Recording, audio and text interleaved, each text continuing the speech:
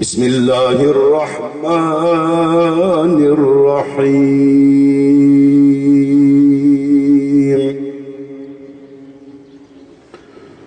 محمد رسول الله.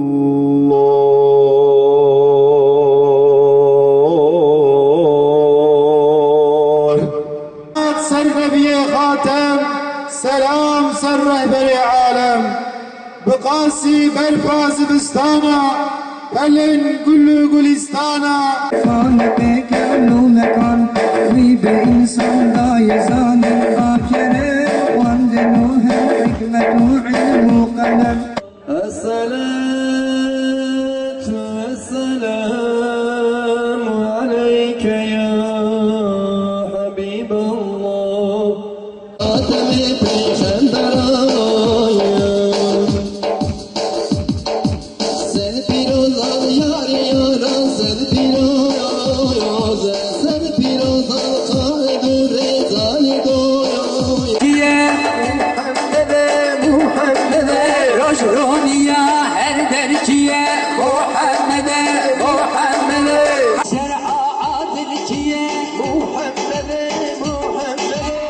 اوجی 313 حب رسول درجه رسول جا پیغمبر بهتره آن نبیا بناوا وی 313 حب رسولی هنگ daha بقیمت رهنن و گم دل وان داویجه عجبا ام کی جنتی دابد رسول الله علیه الصلاة والسلام ام کی دیتبد ناوی دسی حبا و منظره وان دبیجه او دبیجه من کی دید گلی خوشکا من رمیسا دید رمیسا او رمیسا کدا بون تابعینا بویا واج پیغمبر علیه الصلاة والسلام حس کرگون لازم کو امجی بی خود مزل دادرش بگم از خود تدا بزلینم که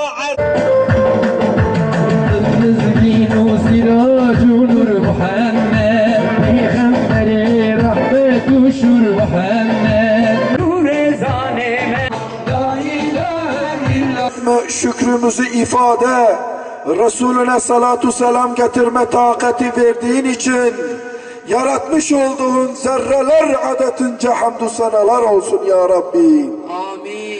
Bizleri İzzetini muhafaza edenlerden eyle ya Rabbi. Amin. İzzet abidesi Muhammed Mustafa'nın ümmetinin bir ferdine layık olacak özellikler ver ya Rabbi. Amin. Allah'ım